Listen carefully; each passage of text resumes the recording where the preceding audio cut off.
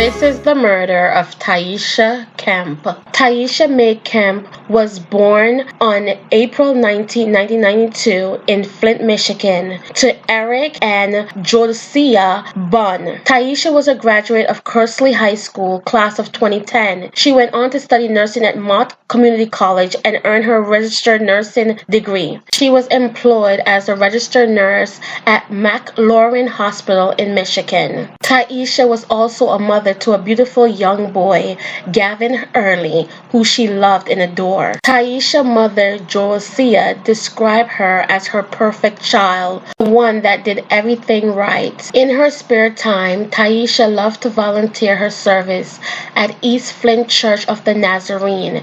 She worked with the youth group there, among other projects. She was a great humanitarian and loved to go out in the neighborhood to feed the hungry. It seems as if Tyesha had everything going for her. She was loved by her family, had a great job, and a wonderful son. Sadly enough, things would take a tragic turn. On June 2nd, 2018, Davison Township Police received a call around 4:15 a.m. about a body lying on the side of the road at 9070 Davison Road. When police arrived, they found Tyesha Kemp, 26, unconscious. She was still alive when the police arrived, and efforts were made by medical personnel to treat her injuries, but she later died at the scene. Right away, it was determined that Tyesha had been struck by a vehicle. While officers tried to piece together the puzzle of what happened to Tyesha, they asked for any witness that might have saw something to come forward. Sadly, they didn't have to wait too long. In less than 48 hours, all the signs and all the clues point to her current boyfriend, Brandon Merrow. Brandon had ran over Tyesha with his car and killed her, and then left the scene of the crime and went home. In a very calculated way, Brandon went back to the crime scene later on in the morning with Tyesha's mother in an attempt to cover his tracks so that he would not be associated with her death. When Tyesha was hit by Brandon's car, she was flipped up in the air. Then she hit the windshield, rolled around, and then hit the back window, breaking through it. Then she fell to the ground, Genesee County Prosecutor David Leaton said in a statement. He also stated that there was a lot of physical evidence of her contacting Brandon's car right where the damage to his car had been, and the areas where their damage were found, her clothes, bits of her hair, and she had a bad shoulder laceration that matches up directly with the pieces of the car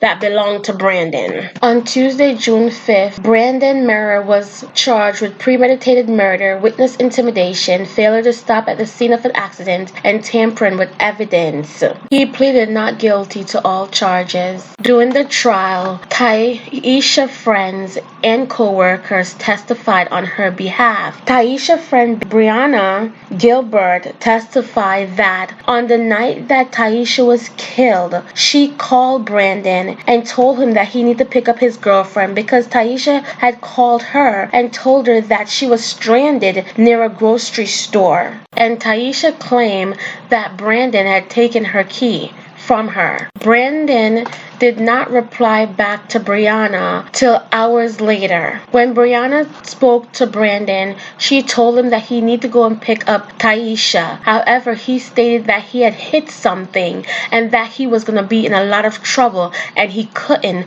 pick her up. To the prosecutors and police, that was a clear indication that Brandon knew that he had injured Tyesha in some type of way. Brandon claimed that he was drunk and intoxicated to the point that he didn't know what he was doing, and that's what led him to run over Tyesha. But once again, Tyesha's friend Brianna and other co-workers claimed that they had been out with the couple before, and Brandon had shown signs that he wasn't really the person that people thought that he was. And Brianna did not like being around him or the thought of Tyesha being around him either, but she did not express her feelings at the time to Tyesha. Instead, she spoke to Tyesha's mother, Josiah. Although there isn't much details of what exactly exactly took place. It is clear that the couple got into a really bad argument that night. The argument had gotten so bad that Brandon took away Tyesha's key and left her near a grocery store stranded for a little while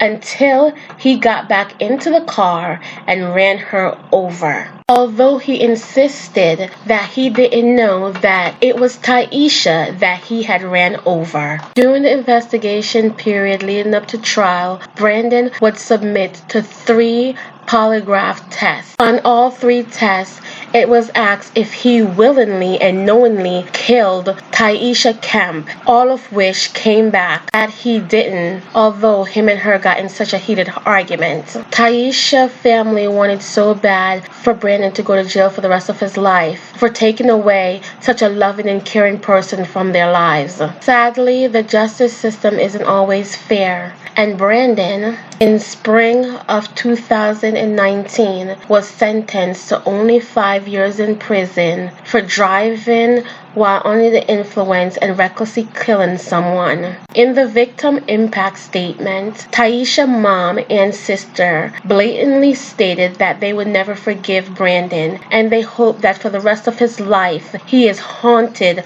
by her murder and that no good will come to him. Brandon also acknowledged that he knew that he would never be forgiven by Tyesha's family, but that he was sorry anyway. This is a really sad story, and so many details are missing. We can acknowledge is that a young lady lost her life way too soon and left her young 2-year-old son behind motherless. My thoughts and prayers go out to Tyesha's family, most of all her son that will never experience her nurturing and motherly love. May her soul rest in peace. Until next time on the Meaningful Talk Crime Doc, don't forget to like, share, and subscribe, and I'll catch up with you guys later in the comment section.